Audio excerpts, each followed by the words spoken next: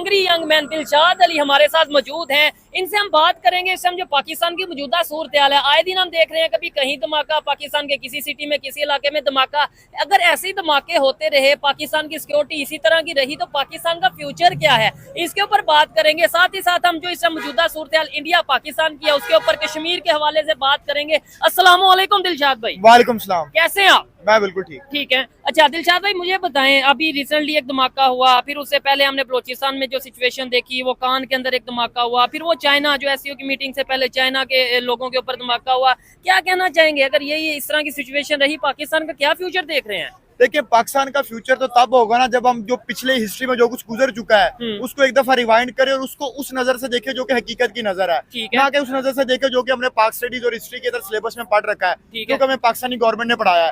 अब अगर आप उस साइड पे आए तो नहीं, मतलब आप ये कह रहे हैं कि हमारा फ्यूचर तब बेहतर होगा जब हम अपने पास्ट में जो रियलिटी है उसे एक्सेप्ट करेंगे। और ये बात मैं ऑडियंस को भी कहना चाहता हूँ कि अगर मैं कहीं गलत हूँ तो मुझे आप करेक्ट कीजिएगा। मैं आज वो बातें बताऊंगा जो कि ना तो हमें सिलेबस में बताई जाती हैं और ना सरकारी टीवी पर बताई जाती हैं, और वो टोटली हकीकत पर मबनी है। जिस कौम ने 4 जंगें अब तक लड़ चुकी हुई हैं, जिस कौम ने शुरू से लेकर एंड तक जंगों में हिस्सा लिया जब से पाकिस्तान बना है। 1947 में पाकिस्तान बना, 48 में हमने जंग लड़ ली, अभी आखिरी जंग 99 में लड़ी है। तो अब 48 से शुरू हो जाए 2000 तक चले जाए, हमने जंगों में जिंदगी गुजारी है, ठीक है, और हमारी वार बेस्ड इकोनॉमी रही है जो कि इंतहाई गलत है। और हमने भी क्या किया, दूसरों की जंगों पे जाके। नहीं, हिस्ट्री अगर बात करें जंगों की, आपने बोला जब तक हमारे पाक स्टडीज में ये नहीं बताया जाएगा, वो नहीं बताया जाएगा, जंगों की हिस्ट्री के ऊपर। अच्छा चलें दिलशाद भाई से, इसके ऊपर क्या ओपिनियन है? क्योंकि सब पाकिस्तानी यही कहते हैं हम ये भी जंग जीते वो भी जीते। दिलशाद भाई, आपके ख्याल से 1 to 1 अगर 1948, 1965, 1971 कारगिल, आप इसके ऊपर अपनी क्या ओपिनियन रखते हैं? देखिए, आप 1965 की जंग में आ जाए। 1965 की जंग में हमने कहा कि हमने बड़ा डिफेंड किया, हम जीत गए। 1971 की जंग भी हम जीत गए, 48 वाली भी जीत गए, 99 वाली भी जीत गए। तो आप मुझे बताएं कि 65 की जंग में आप कहते हैं कि हमने तो उनको बाहर ही रोके रखा, तो इधर लाहौर के अंदर इंडिया के टैंक मौजूद हैं, तो वो फिर कहाँ से आए हैं?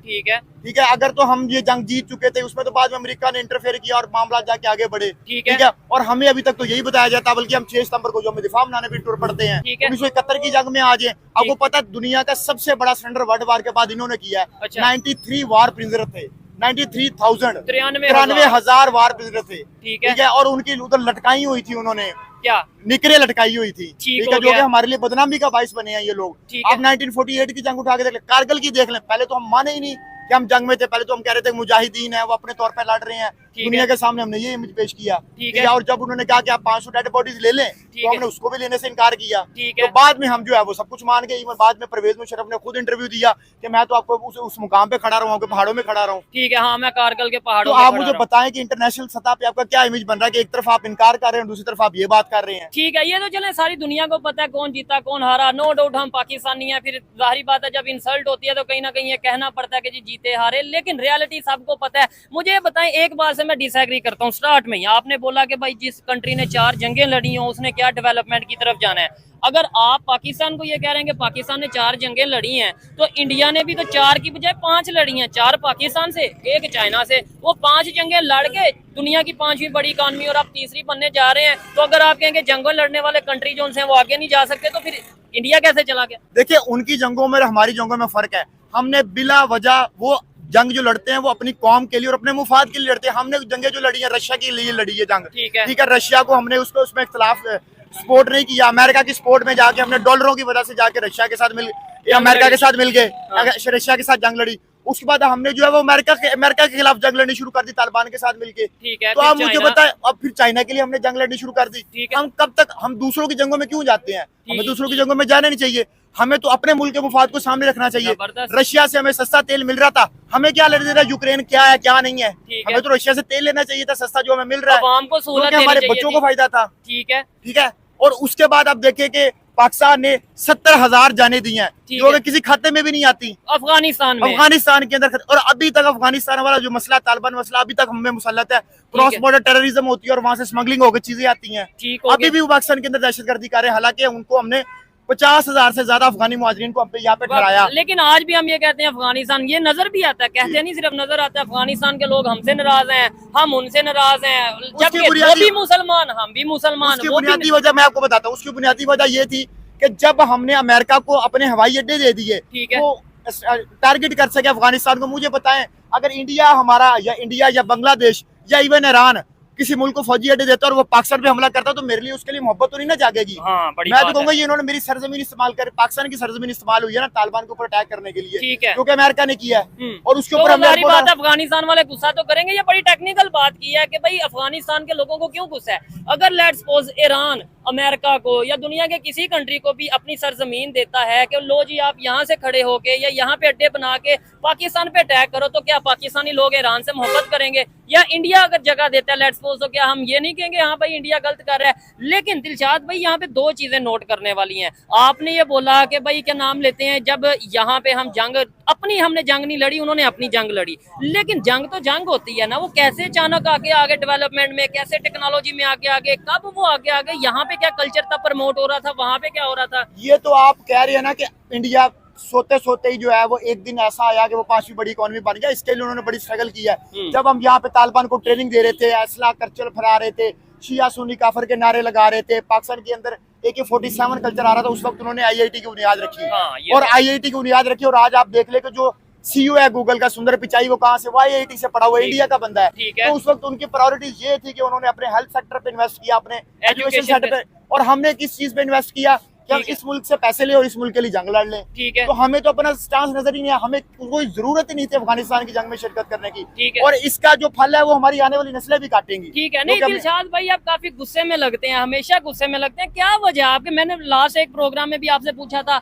आज भी ये देखें कैमरामैन अगर दिखाए, लोग कैसे देख रहे हैं कि यार ये बंदा क्या गुस्से में बोली जा रहा है, गुस्से की वजह क्या है? क्या पाकिस्तान को लेके आपकी मतलब सोच क्या है कि इतना गुस्सा अचानक आ जाता है?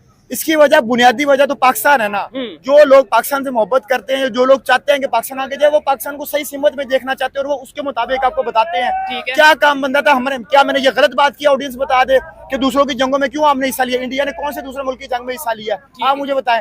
रशिया यूक्रेन दोनों के साथ वो चल रहे हैं, इसराइल फलस्तीन दोनों के साथ चल रहे हैं, हम क्यों जंगे लड़ रहे हैं किसी के लिए? ठीक है, हम तो इवन यहाँ तक कि हमने किसी मुल्क से डील करनी होती है तो हमें ये टेंशन होती है तुर्की नाराज ना हो जाए, सऊदी अरब नाराज ना हो जाए, फलाना मुल्क नाराज ना हो जाए, और एट द एंड नाराज वो फिर हो जाते हैं। इन्होंने बड़ी बात की है, इस बात से मैं भी एग्री करता हूँ कि जब तक पाकिस्तान के लोगों को, बड़ी बात ये दिलशाद भाई, जब तक हमें ये नहीं पता चलेगा कि मेरा दुश्मन कौन है, मेरा मतलब पाकिस्तान का दुश्मन कौन है, तब तक हम पाकिस्तान के लिए क्या कर पाएंगे? इधर किसी से भी पूछ लो, वो यही कहेंगे पाकिस्तान का दुश्मन कौन है जी? पाकिस्तान का कौन दुश्मन है? इंडिया। अब इन्हें मैंने तो नहीं बताया पाकिस्तान का कौन दुश्मन है? इंडिया।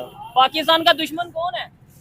हाँ, कौन दुश्मन है अंकल जी? क्या ये देखें इधर पीछे जो लड़के खड़े हैं, इन्हें ये नहीं पता होगा पाकिस्तान के प्राइम मिनिस्टर का क्या नाम है?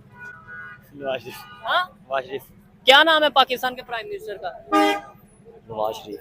देखें पाकिस्तान के प्राइम मिनिस्टर का नाम नहीं पता, लेकिन पाकिस्तान का दुश्मन का पता है इंडिया। इन्हें करेक्ट करें जरा, इन्हें बताएं कि जब तक हम अपने दुश्मन ही नहीं हमें पता चलेगा कौन है, तो हम लड़ किससे पाएंगे? जब 70 साल से हमारे बच्चों को ये दिमाग ब्रेन वॉशिंग की गई है कि आपका दुश्मन इंडिया है। हालांकि मैं आपको बता देता हूँ, एक सच्चा पाकिस्तानी और एक सच्चा हिंदुस्तानी कभी भी आपस में दुश्मन नहीं है। जबरदस्त। वो एक दूसरे के साथ अच्छे ताल्लुकात चाहते हैं।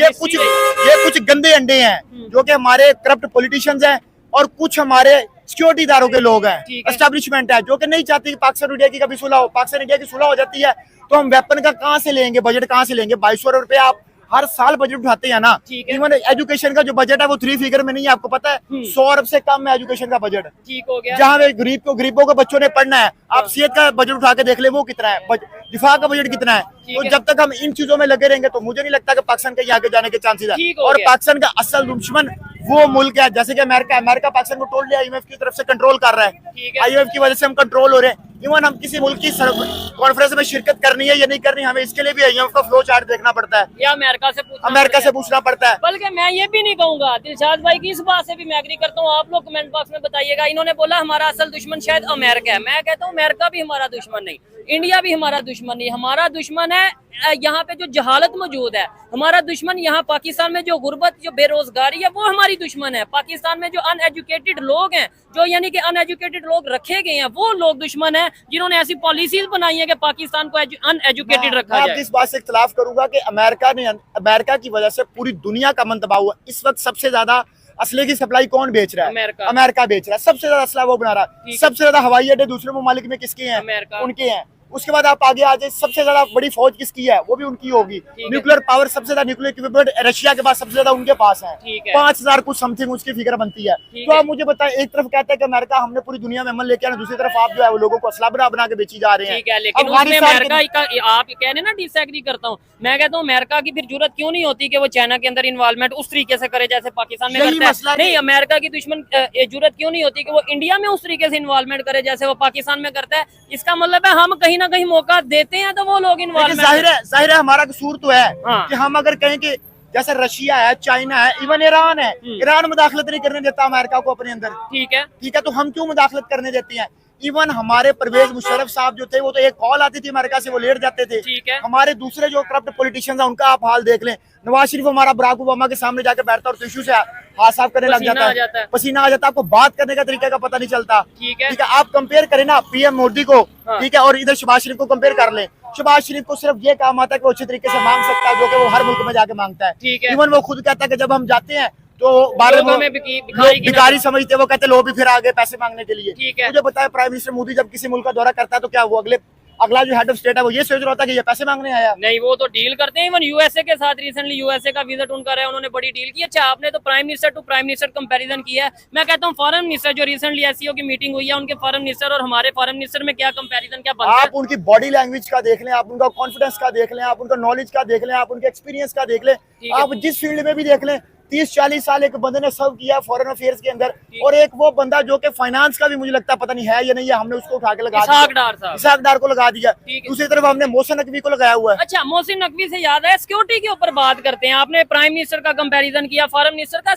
हम पाकिस्तान के जो चीफ सिक्योरिटी एडवाइजर जिसे हम कहते हैं जी, पाकिस्तान के इंटीरियर मिनिस्टर कहते हैं, मोहसिन नकवी हैं, जो कभी क्रिकेट को भी देखते हैं, कभी पाकिस्तान में दहशतगर्दी को भी देखते हैं कि कैसे रोका जाए। क्या कहना चाहेंगे हमारे चीफ जो उनसे सिक्योरिटी एडवाइजर हैं, इंटीरियर मिनिस्टर है मोहसिन नकवी, और उनके जो उनसे अपना चीफ सिक्योरिटी एडवाइजर है उनका नाम है अजीत डोवल, क्या कोई कंपैरिजन है? आपको क्या कहना चाहेंगे? ये मोहसिन नकवी की आपने जो बात की है ना, ये इंतहाई करप्ट पॉलिटिशियन है, और इसने देखे कि पहले क्रिकेट का बेड़ा गर्क किया है, हमने इंग्लैंड से 800 स्कोर से ज्यादा करवा लिया है। 804 स्कोर करवाया टेस्ट क्रिकेट में। मैंने जब तक मैं टेस्ट क्रिकेट देख रहा हूँ मैंने 800 स्कोर नहीं देखा, 500-600 हाईएस्ट स्कोर देखते हैं।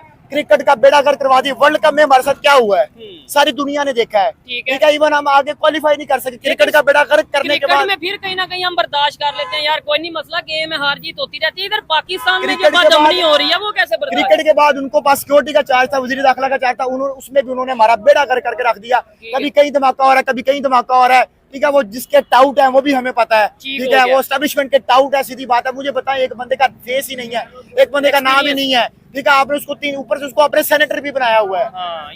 ये कोई सेंस बनती है?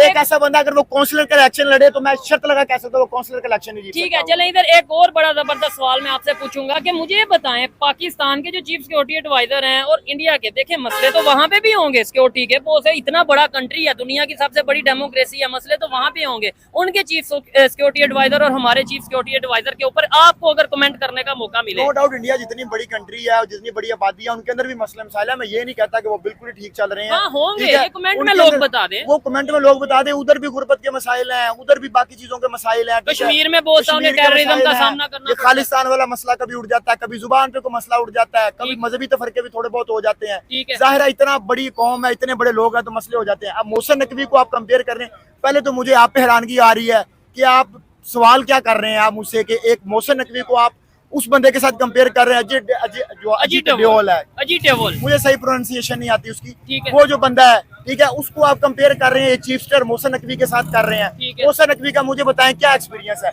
3 फील्ड के अंदर है ना, वो सेनेटर है, वजीर दाखिला है, मुझे बताएं इसमें क्या एक्सपीरियंस है? अजीत डोवल वो बंदा है जिसको 21वीं सदी का जेम्स बॉन्ड कहा जाता है। हाँ। अब मुझे बताएं, वहाँ मुझे बता दे क्या मैं गलत कह रहा हूँ? वो नहीं कहा जाता, इवन वो पाकिस्तान के अंदर। जय हिंद, नमस्कार दोस्तों आपने देखा ही होगा पाकिस्तान अवाम के साथ हैट के बाद अमेरिका ने भी इंडिया पर आरोप लगाया कि इंडिया अपने गवर्नमेंट के लोगों के द्वारा अमेरिका के अंदर अमेरिका सिटीज़न को मारने की कोशिश कर रहा है। ये आरोप दोनों दोस्तों बहुत बड़ा है, क्योंकि यूजुअली ये सब चीज़ें होती नहीं है इंटरनेशनल पॉलिटिक्स में, लेकिन इंडिया के साथ सब हो रहा है।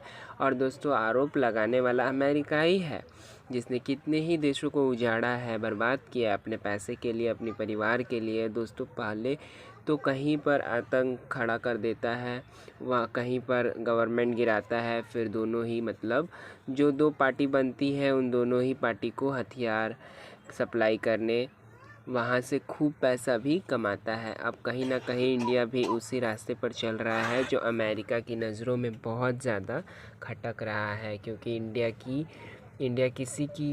किसी को तो लड़ाता नहीं है, लेकिन जो लड़ने वाले देश हैं ना वो दोनों तरफ से कुछ ना कुछ बेचकर पैसा ज़रूर कमा रहा है।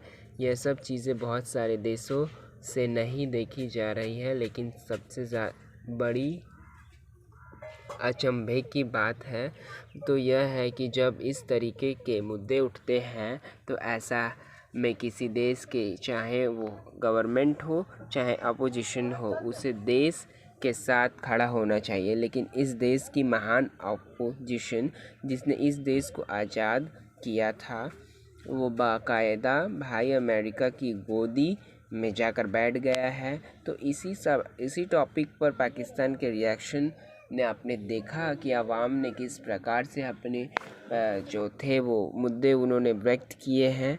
इसी के साथ मिलते हैं आपको नेक्स्ट वीडियो में। अगर वीडियो अच्छी लगे तो प्लीज़ कमेंट कीजिएगा, लाइक शेयर सब्सक्राइब करना ना भूलें। जय हिंद।